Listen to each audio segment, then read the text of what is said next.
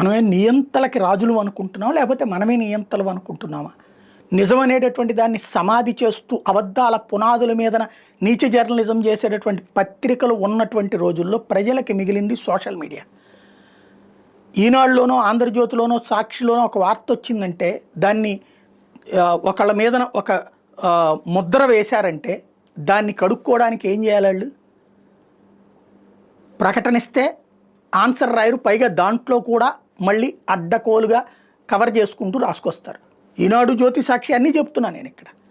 అంటే వైసీపీకి అనుకూలంగా వాళ్ళు, తెలుగుదేశానికి అనుకూలంగా వీళ్ళు ప్రత్యర్థుల మీద బురదలు జల్లుతుంటారు. అమాయకుల్ని కూడా దొంగల్ని చేస్తుంటారు, దొంగల్ని మంచి వాళ్ళని చేస్తుంటారు. దానికి దిక్కు లేదే, ప్రజల వెర్షన్ చెప్పుకునే దిక్కు లేదే. ఇవాళ సోషల్ మీడియాలో చంద్రబాబు గారు ఒక మాట చెప్పారు, తప్పు అయితే జనం అక్కడ ఖండిస్తుంటారు. జగన్మోహన్ రెడ్డి ఒక మాట చెప్పాడు, తప్పు అయితే జనం ఖండిస్తుంటారు. పవన్ కళ్యాణ్ ఒక మాట చెప్పాడు, తప్పు అయితే ఖండిస్తారు. రైట్ అయితే పొగుడుతారు, అభినందిస్తారు.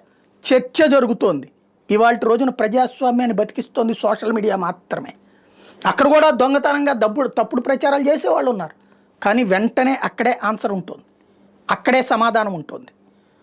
తప్పుడు ప్రచారాలు ఎవరు చేస్తున్నారు?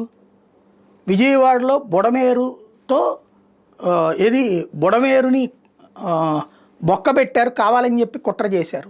ఎవరిని పట్టుకుని అరెస్ట్ చేశారు? ఏం జరిగింది అక్కడ? అట్లాగే ప్రకాశం బ్యారేజీని పగలగొట్టి పడవలతో పగలగొట్టేసేసి వరదలు సృష్టించాలనుకున్నారు. అది కరెక్ట్ అయినటువంటి స్టేట్మెంటా? అది ఒరిజినల్ స్టేట్మెంటా? మరి జగన్ ఎందుకు బొక్కలో ఇలా? మొన్న జగన్ కారు కింద అతను ఎవరో పడిపోయాడు, చచ్చిపోయాడు. మరి ఎందుకని అరెస్ట్ చేయలేదు జగన్ని? ఏం తేలింది ఫైనల్గా కోర్టులో? ఎక్కడికి వెళ్ళింది ఆ విషయం? కోర్టులో ఏమని చెప్పారు? సోషల్ మీడియాలో వస్తాయని చెప్పారా? అంతకుముందు అన్ని ఆధారాలు ఉన్నాయి, అయిపోతున్నాయి అని చెప్పారు. మరి ఫేక్ ఏంటవి? ఏకంగా ప్రభుత్వమే ఫేక్ మాటలు చెప్తోంది, ఫేక్ స్టేట్మెంట్లు ఇస్తోంది. ఇవాళ రోజున ఫేక్ స్టేట్మెంట్ జగన్ ఇచ్చినా తప్పుపడుతున్నారు, ఫేక్ స్టేట్మెంట్ బాబు ఇచ్చినా తప్పుపడుతున్నారు. అదే సందర్భంలో బాబు మంచి చేస్తే ప్రశంసిస్తున్నారు, జగన్ మంచి చెప్తే ప్రశంసిస్తున్నారు. అంటే మన దాంట్లో తేడా వస్తే ఆ తేడాని ప్రశ్నించడాన్ని కూడా సహించలేకపోతే అది ప్రజాస్వామ్యాన్ని చంపేయడం.